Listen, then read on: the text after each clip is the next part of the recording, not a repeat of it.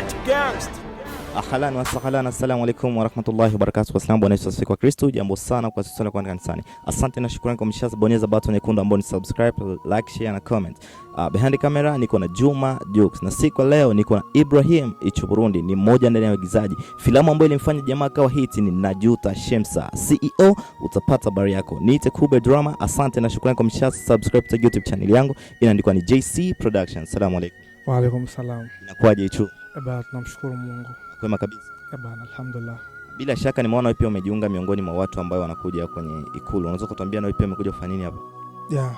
Kizani hili ni la kwetu sisi wote Warundi. Na hii nafasi sio nafasi ya kusema, ni nafasi ya kufurahi au nafasi ya kuja katika sehemu za furaha, bali ni nafasi ya katika sehemu ya msiba. Kwa hiyo ni maumivu na tunakuja kuweza kuhani, maana tumempoteza rais wetu wa nchi.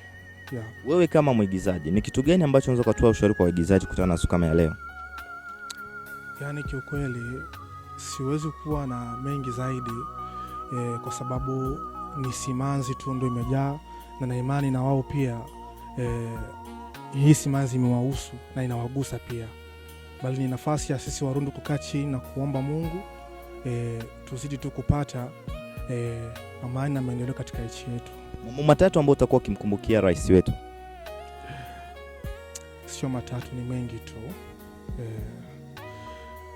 La kwanza, tunamshukuru Mungu kwa jinsi alivyotutia katika East Africa, katika huu Mungu wa East Africa,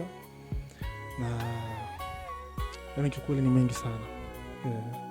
Ni kitu gani ambacho na kama UKEBURWATAN na the brothers walikosa kabisa kwa kumpoteza rais? Ni kitu kikubwa kwa sababu rais wa UKEBURWATAN alikuwa tayari kisha kutana na rais wa nchi. Na imani kama walipanga mambo mengi sana ya kuweza kuinua sana, na isingekuwa ni kwa UKEBURWATAN tu, aidha kwa the brothers, ingekuwa ni kwa sababu ya jamii ya Burundi na kwa sanaa ya Burundi, sababu maana tulikuwa tumeahidiwa mengi sana mazuri. Ndio maana inatuma sana, sababu na kama tumepoteza kitu kikubwa sana. Ndugu mtazamaji wa kipindi cha JC News, behind the camera tunakumbusha kama niko na Juma Jokes, na siku leo ndani ya mic ni KUBE drama. Behind the camera Juma Jokes, pembeni yangu namuona Ic'Uburundi Ibrahim. Neno gani ambalo unaweza kuambia familia ambayo ilikosa na nchi yote ya Burundi? Kwa hiyo ni kazi ya Mungu, waga haina makosa, na sote ndo njia, akitangulia yule. Inakumbusha kama na sisi ambao tuko nyuma ule mlango tutaupita, sababu hakuna mwanadamu ambaye atakayezaliwa alafu ashindwe kupita huo mlango wa kifo. Asante sana.